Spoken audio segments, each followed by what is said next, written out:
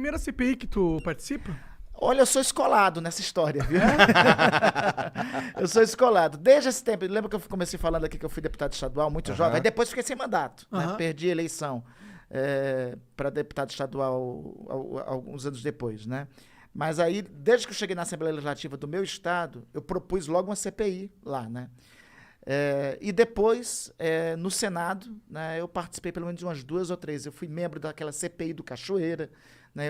Eu propus e fui presidente da CPI do ECAD, né?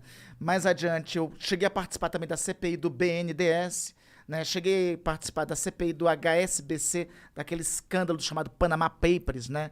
Que um monte de ricaço brasileiro tinha conta no exterior, né? E essa, eu acho que na minha conta, essa é a quinta ou sexta. Eu já tive CPI em que foram virtuosas, né? Mas também já participei de muita CPI que foi frustrada. Aliás, a maioria das CPIs que eu participei, eu tenho que dizer aqui para vocês, foram frustradas. Eu terminei derrotado, né? Tipo, não se fala mais sobre o assunto, vira falar sobre nada. Vou dar um exemplo, CPI do Cachoeira.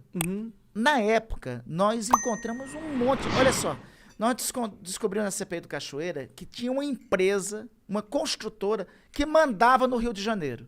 O nome dessa construtora, Delta. Depois, tempos depois, grave esse nome, tempos depois, a Operação Lava Jato identifica que essa construtora Delta financiava o Sérgio Cabral, governador do Rio de Janeiro. Nós chegamos nisso. Pedimos o aprofundamento das investigações, porque também a gente não poderia chamar o governador, né? Iríamos apontar o papel dessa empreiteira no final do relatório daquela CPI. Mas aí, no final, se constituiu uma maioria que empastelou a CPI, aprovaram um relatório lá fajuto, né, no final das contas, e enfim, a CPI acabou dando em pizza. Em pizza. Não algo... será essa daqui, apesar da pizza aqui, moçada, essa não vai dar não. A da pandemia, se Deus quiser, não dará não. Isso é uma parada que, pô, você tá falando aí você falou de algumas CPIs, e eu queria que o resultado delas tivesse tido mais repercussão, pra gente também saber o que foi a parada ali mesmo, sabe? Sei lá, falar nas grandes mídias, mostrar... Né? Uma das coisas que a CPI pra mim trouxe, e que foi um golpe forte no Bolsonaro, foi esse negócio dos e-mails da Pfizer. Dele recusar... A gente conversou com o ministro das Comunicações aqui, e ele falou que, apesar de o governo não ter respondido os e-mails, eles estavam em contato com a Pfizer em negociação, só que era com o presidente global, e quem tinha mandado o e-mail era o presidente da Sul-Americana. Tanto que quando eles fecharam realmente as vacinas Pfizer foi com o presidente global. Mas como eu não entendo muita coisa... É difícil... eu não cheguei a ouvir essa resposta do senhor ministro da propaganda, não. Do senhor ministro das comunicações. Não cheguei a ver. Mas, ouvindo de você agora, Monarca, eu acho um pouco sem sentido, sabe? Porque, olha só, o que nós encontramos na CPI? A primeira mensagem da Pfizer para o governo é do dia, sabe de quando? Dia 17 de março de 2020. A Pfizer se apresentando, dizendo que estavam no desenvolvimento de vacinas promissoras, né?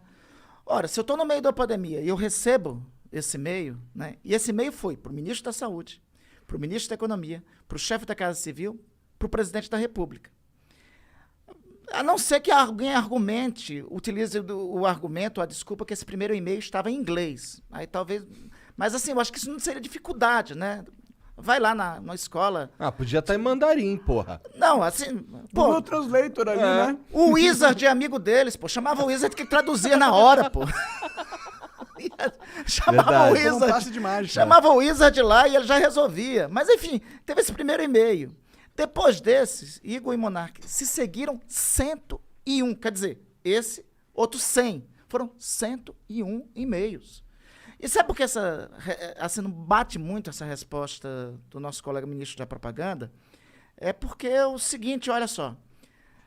No momento que o governo estava negando sentar com a Pfizer, eles fazem uma reunião com a Precisa, que era intermediária de uma outra vacina, de uma vacina chamada Covaxin. Aí o governo disse pra gente, não, mas a Pfizer ainda não tinha tido o autorizo por parte da Agência Nacional de Vigilância Sanitária, da Anvisa. A Pfizer teve o autorizo do FDA americano no dia 8 de dezembro. A Covaxin da Precisa até hoje não tem o autorizo. E o seguinte, o governo fez o contrato com a AstraZeneca antes de ter o autorizo também da Anvisa. Então, nada disso era impedimento. Porque a pergunta é, por que antes de fechar o contrato com a Pfizer, o contrato com a Pfizer foi fechado no dia 20 de março. No dia 2 de março, o senhor Pazuello recebe no gabinete do seu secretário executivo, Elcio Franco, recebe uma empresa meio folclórica, uma empresa de importação chamada World Brands. Ela dizia, essa empresa de importação, que ela tinha 30 milhões de doses da Coronavac. Depois, o Sinovac, o laboratório da Coronavac, disse que o único emissário da Coronavac no Brasil é o Instituto Butantan, né? Pois bem, o senhor Pazuello recebeu a World Brands, né, no dia 2 de março. Ela é uma importadora. Nós procuramos o portfólio da World Brands, ela é importadora até de produto erótico, mas não de vacina. Está lá no portfólio dela, é importadora de ração para animais, é importadora de produto erótico, mas para vacina não é. Né? Então, e o contrato com a Pfizer não era assinado. Não foi assinado, recebeu a World Brands, o governo resolveu conversar. O nosso ministro da propaganda falou aí que quem mandou carta foi o cara aqui da América do Sul, da América Latina. Pô, mas quem teve acesso ao ministro da Saúde antes de fechar o contrato com a Pfizer foi o Cabo Dominguete, vendendo vacina. Vacina que ele não tinha, vacina da AstraZeneca. O Cabo Dominguete, o cabo daqui da PM de Minas Gerais, né? Aparece lá no Ministério da Saúde com uma pastinha e disse, eu tenho vacina, vamos vender aí vacina aí. Eram vacinas que ele não tinha. Então o governo sentou com a Precisa, sentou com a World Brands, conversou com a Davat, com o Cabo Dominguete, e não sentou com a Pfizer. A Pfizer, porra.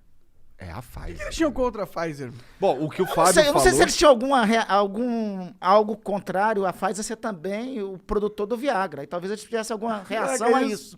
Mas eles deviam amar a Pfizer, principalmente eu acho. Isso deveria ser um motivo para isso. Tô brincando. Deveria ser um motivo para isso. O Fábio, ele disse que esse lance da Pfizer aí foi meio que deixado de lado no primeiro momento porque eles queriam negociar poucas vacinas. Foi o que ele falou, tô só repetindo o que ele falou. Não, perfeito. Com 3 mil a 4 mil brasileiros morrendo por dia, eles queriam negociar pouca vacina. O senhor Fábio é bom não continuar com essa declaração, senão ele corre o sério risco de ser indiciado também. Porque essa declaração tem peso de o seguinte, não, a gente não tinha muita gente morrendo, então bora vacinar pouco, né? Equipara-se a isso.